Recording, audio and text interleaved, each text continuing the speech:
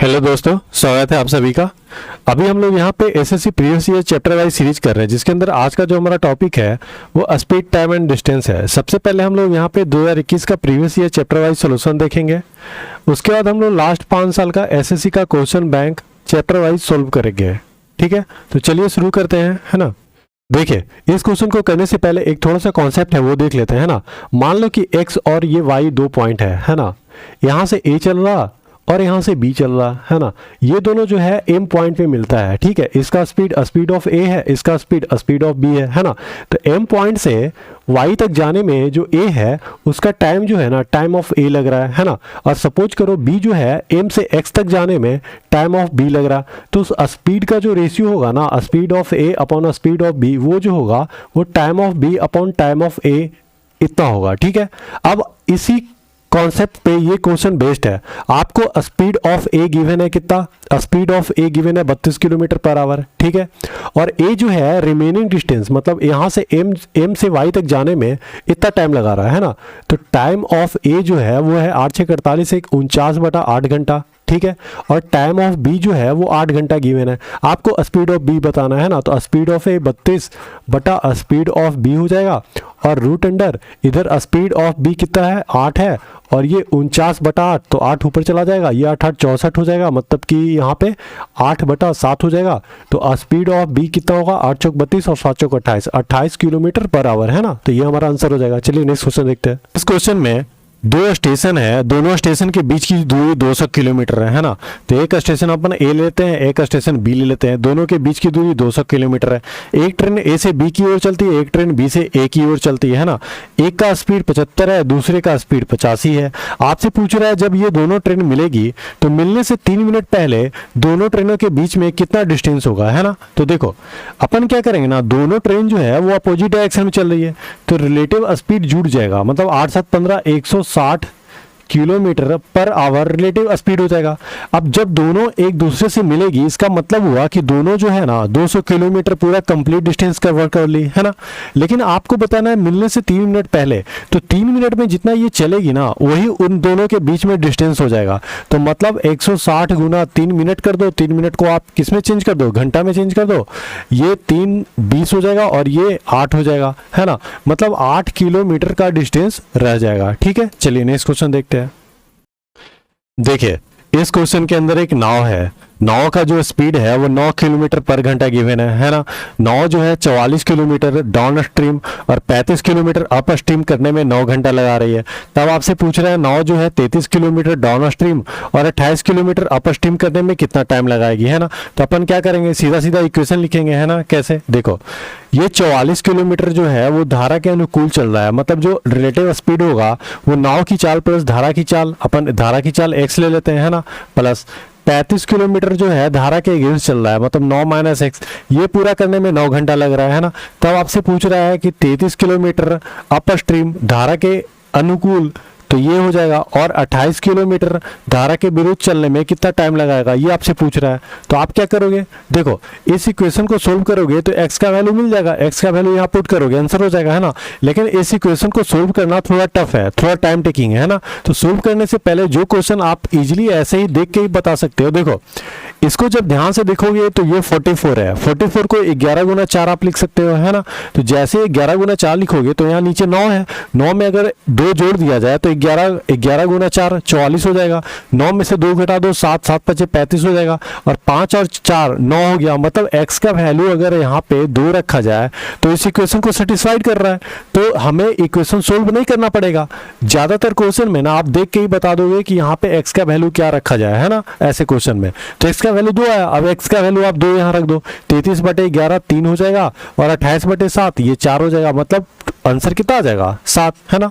Next question देखते हैं अपन। इस क्वेश्चन के अंदर अनूप जो है 33 किलोमीटर डाउन स्ट्रीम और 35 किलोमीटर अप स्ट्रीम पूरा करने में 8 घंटा लगा रहा है ना। और 44 किलोमीटर डाउन स्ट्रीम और 28 किलोमीटर अप स्ट्रीम करने में भी 8 ही घंटा लगा रहा है ना।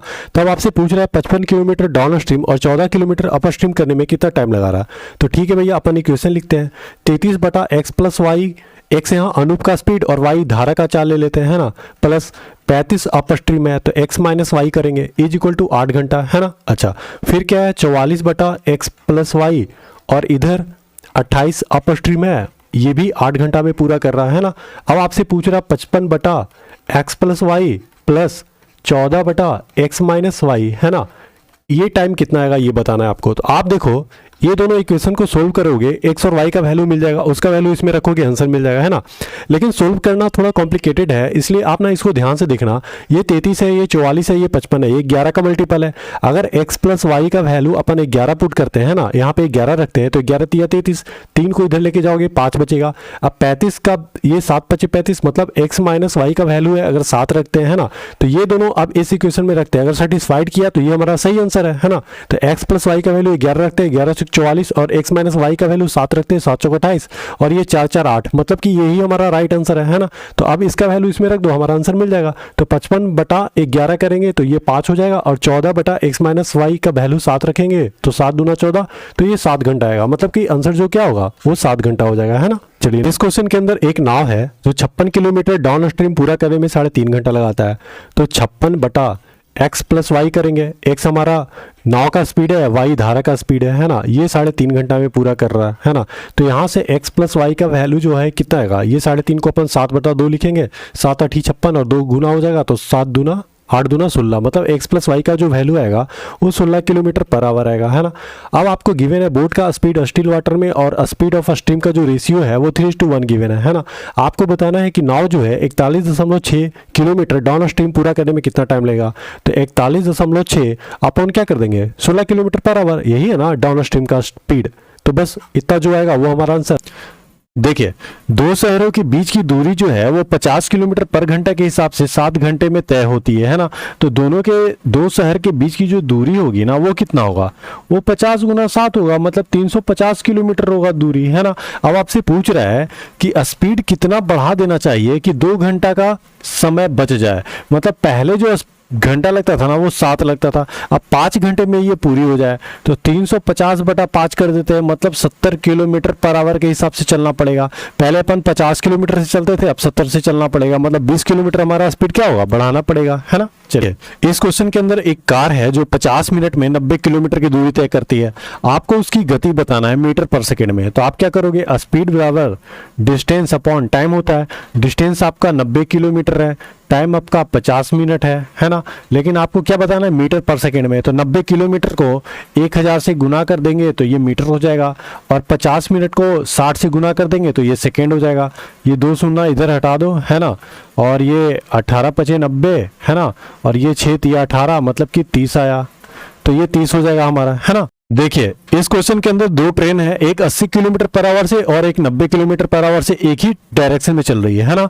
दोनों ट्रेन एक दूसरे को 3 मिनट में क्रॉस कर रही है, और एक ट्रेन का लेंथ 230 है और दूसरी ट्रेन का लेंथ आपको बताना है। आप कैसे निकालोगे, देखो, सबसे पहले टाइम इज इक्वल टू कितना होता है, डिस्टेंस अपॉन रिलेटिव स्पीड, है ना। जब दोनों ट्रेन एक ही डायरेक्शन में चल रही है, एक 90 से एक 80 से, तो दोनों ट्रेन का जो रिलेटिव स्पीड है ना वो 90 माइनस 80 हो जाएगा, मतलब 10 किलोमीटर पर आवर हो जाएगा, है ना। तो देखो, टाइम हमारा 3 मिनट है, तो 3 मिनट को आप सेकेंड में चेंज कर दो, गुना 60 कर देंगे, है ना।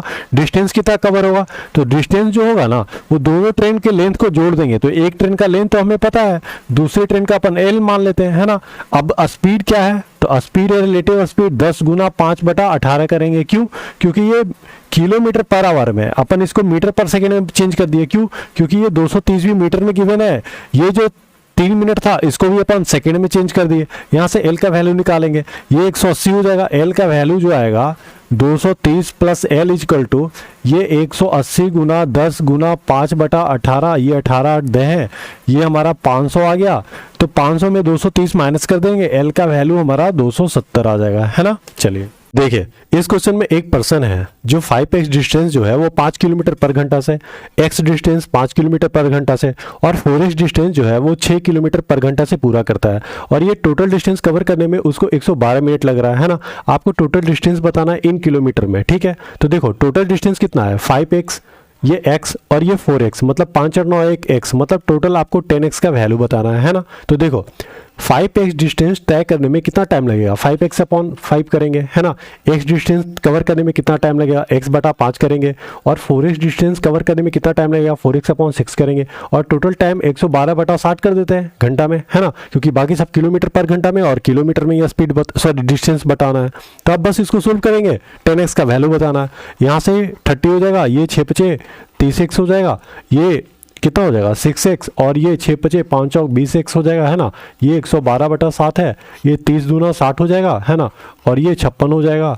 और यहाँ देखो 30 20 50 और ये 56x हो गया, 56 कट गया, x का वैल्यू कितना आया 1। आपको 10x का वैल्यू बताना है, 10x का वैल्यू 10 हो जाएगा आंसर, है ना। चलिए नेक्स्ट क्वेश्चन देखते हैं।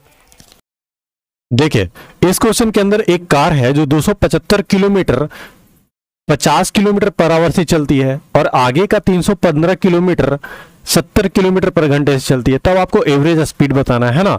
तो देखो एवरेज स्पीड बराबर क्या होता है ना, total distance upon total time होता है ना। तो टोटल डिस्टेंस कितना हो जाएगा, ये हो जाएगा 275 प्लस 315, है ना। और टोटल टाइम कितना हो जाएगा, तो पहला टाइम हो जाएगा, पहला जो 275 है वो 50 किलोमीटर पर आवर से चला, है ना। और दूसरा 315 किलोमीटर है वो 70 किलोमीटर पर आवर से चला। बस इसको सोल्व कर लेंगे, ये हमारा एवरेज स्पीड निकल जाएगा, है ना। चलिए नेक्स्ट क्वेश्चन देखते हैं। देखिए इस क्वेश्चन में एक रेलवे इंजन है ना, जिसका लेंथ अपन L मान लेते हैं, है ना। ये जो है दो ब्रिज है, एक 400 मीटर और 235 मीटर को, इसको 100 सेकेंड और 60 सेकेंड में क्रॉस कर रहा। तब आपको बताना है 2L, है ना। तो आप क्या करोगे, आप देखो मान लो कि 400 मीटर प्लस L, ये जो है x किलोमीटर पर आवर से x मीटर पर सेकेंड से चल रहा है, तो ये कवर करने में 100 सेकेंड लगा रहा है, ठीक है। Similarly 235 metre plus L upon x, ये लगा रहा है कितना 60 सेकेंड। अब 1/2 कर दो, है ना। ये 1/2 करेंगे तो 400 प्लस L बटा 235 plus L is equal to 100/60 होगा। तो मतलब कि 5/3 लिख सकते हैं, है ना। अब 4 तिया 1200 plus 3L is equal to 5 दूना 1000, 5 तिया 15 और 5 5 25, ये 1175 प्लस 5L हो जाएगा, है ना। तो 2L इज इक्वल टू कितना आया 25, यही आपसे पूछ रहा है, तो ये आंसर कितना हो जाएगा 25। चलिए नेक्स्ट क्वेश्चन देखते हैं। देखिए इस क्वेश्चन के अंदर एक जर्नी है 900 किलोमीटर का, जो कि 11 घंटे में पूरा होता है। 2/5 तब जो जर्नी है वो 60 किलोमीटर पर आवर से पूरा किया जाता है। तब आपको बताना है रिमेनिंग जर्नी जो है वो कितने देर में कंप्लीट हुआ। तो 900 का 2/5 भाग मतलब कि 360 किलोमीटर, है ना।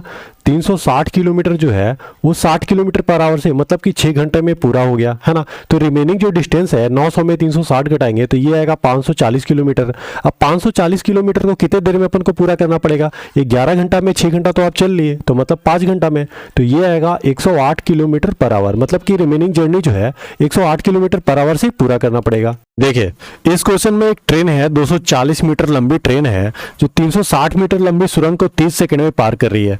तब आपको बताना है ट्रेन का स्पीड कितना होगा। बहुत ही सिंपल क्वेश्चन है ना। तो देखो ट्रेन का जो स्पीड होता है वो डिस्टेंस अपॉन टाइम होता है। यहाँ पे डिस्टेंस कितना हो जाएगा 240 मीटर प्लस 360 मीटर, ये हो गया 500 मीटर, है ना। और टाइम कितना लग रहा है 30 सेकेंड, तो ये 30 सेकेंड हो गया। स्पीड कितना आया 50/3 मीटर पर सेकेंड। लेकिन आपको स्पीड बताना है किलोमीटर पर आवर में, तो मीटर पर सेकेंड को किलोमीटर पर आवर में बदलने के लिए आपको 18/5 से गुना करना पड़ता है, ठीक है। तो ये 5 × 50 और ये 3 × 6 18, मतलब कितना आ गया 60 किलोमीटर पर आवर हमारा आंसर आ गया, ठीक है। देखिए दो ट्रेनों का गति का अनुपात गिवन है 2:7, है ना। तो स्पीड ऑफ पहली ट्रेन और स्पीड ऑफ दूसरी ट्रेन का जो अनुपात है वो 2/7 गिवन है ना।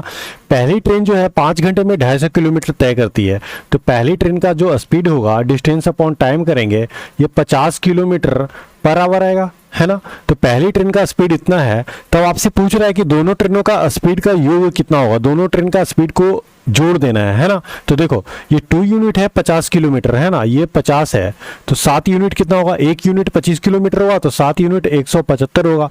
अब दोनों को जोड़ दो, बस ये कितना आएगा 225 किलोमीटर, है ना। तो यही आपसे पूछ रहा है। इस क्वेश्चन में अखिल जो है पहले 12 किलोमीटर 16 किलोमीटर पर आवर से चलता है और आगे 6 किलोमीटर 20 किलोमीटर पर आवर से चलता है। आपको एवरेज स्पीड पूछ रहा है। तो एवरेज स्पीड क्या होता है, total distance upon total time, है ना। टोटल डिस्टेंस कितना हो जाएगा 12 किलोमीटर प्लस 6 किलोमीटर, ये हो जाएगा 18, है ना। और टोटल टाइम कितना हो जाएगा, पहला जो डिस्टेंस कवर करता है वो 16 किलोमीटर पर आवर से 12 किलोमीटर करता है, तो मतलब डिस्टेंस अपॉन स्पीड, ये आपका टाइम मिल गया, है ना। टोटल टाइम पूछ रहा है तो दूसरे का भी टाइम लिखना पड़ेगा। दूसरे का टाइम कैसे लिखेंगे, डिस्टेंस अपॉन 20, है ना, यहाँ से सोल्व कर लेंगे, ये हमारा आंसर आ जाएगा। चलिए नेक्स्ट क्वेश्चन देखते हैं।